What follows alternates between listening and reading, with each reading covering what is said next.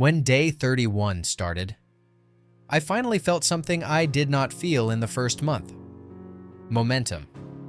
The channel was still small, but it was moving. I had crossed 246 subscribers and more than 13,000 views. It was not huge, but it was enough to prove that the strategy works if I stay consistent. In this phase, my focus shifted from figuring things out to scaling what already works. I studied the YouTube Analytics tab every morning. I checked which videos had the highest watch time. I checked which shorts produced the most new subscribers. I looked at the retention curves to understand where viewers dropped off. Two patterns stood out. First, longer videos, where I combined calculations with storytelling kept viewers longer. Second, shorts with a bold financial hook performed better than generic advice. So I set a new publishing rhythm. 3 long videos every week, 7 shorts per week, a minimum of 10 new pieces of content every 7 days. It sounded extreme, but with the AI workflow I had built in the first month, it became realistic. The entire pipeline worked smoothly. ChatGPT for scripts, 11 Labs for voiceovers, InVideo for editing, vidIQ for titles and optimization, and an AI image generator for thumbnails. I could feel my own learning curve rising quickly. Every new upload looked better than the one before. During these 10 days, I focused on improving click-through rate. vidIQ showed me that my average click-through rate was between 3 and 5%. Decent, but not enough to grow fast. So I redesigned the thumbnail style.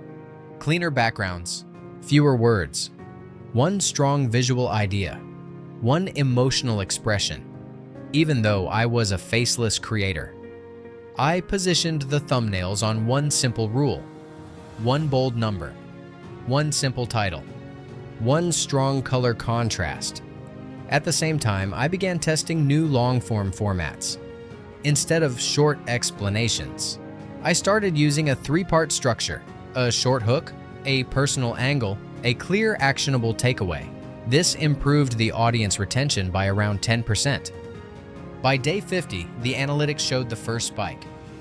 One of my ETF videos crossed 3,000 views.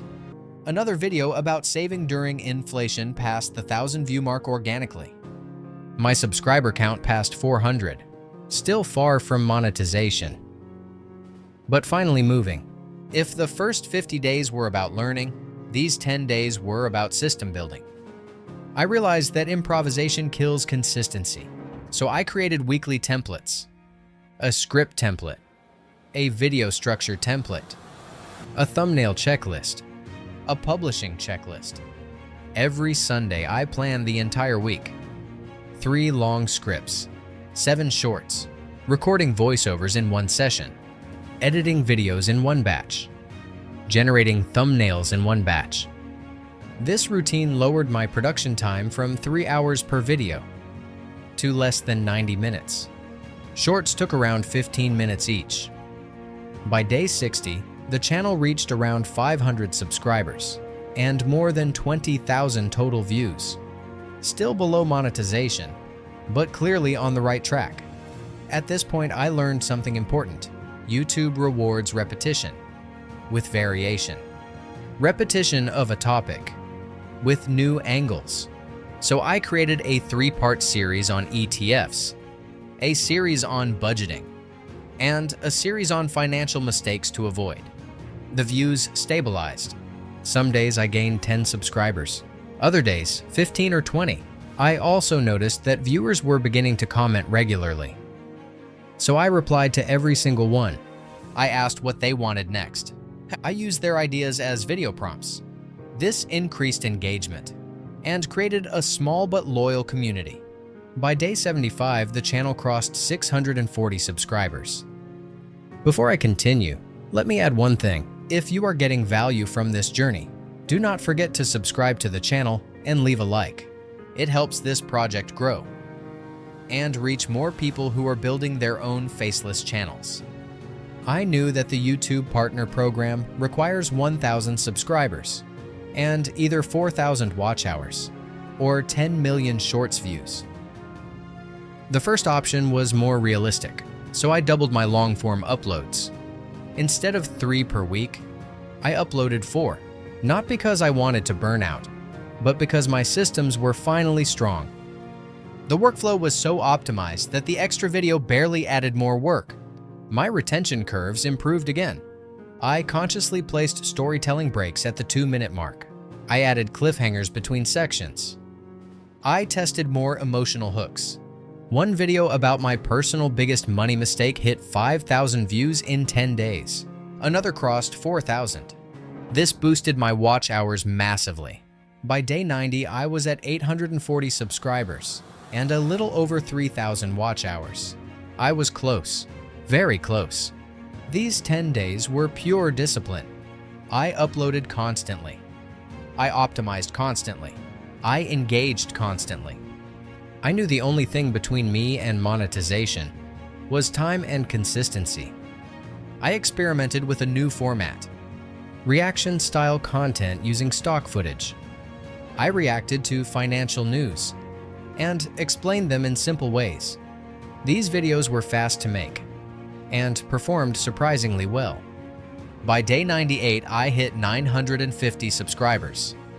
By day 100, I passed 990. I refreshed the screen every hour. On day 102, it finally happened. I crossed 1,000 subscribers, but I still needed 4,000 watch hours. I had 3,300, so the journey continued. These final 17 days were crucial. I focused entirely on long-form content. Shorts were good for growth, but watch hours came from longer videos.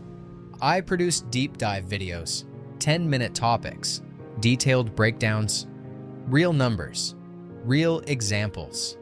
My audience retention climbed above 50%. I started receiving 50 to 70 new subscribers per day, and the watch hours accumulated quickly. On day 116, a video about long-term investing exploded and gained almost 10,000 views in 4 days. It alone contributed more than 800 watch hours. On day 119, I opened the Analytics tab and saw it. 4,022 watch hours. I had crossed the monetization line. Day 120 marked the transformation from experiment to income-generating channel. Now that the channel is monetized, the real journey begins. The next 3 months will focus on scaling revenue, not just views. I will introduce affiliate recommendations. I will create a digital product. I will test sponsored integrations once the channel passes 2,000 subscribers.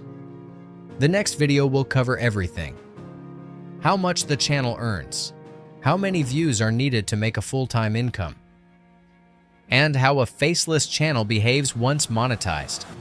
If you want to follow the journey from here, make sure you subscribe so you never miss the next update. This is where the real growth starts.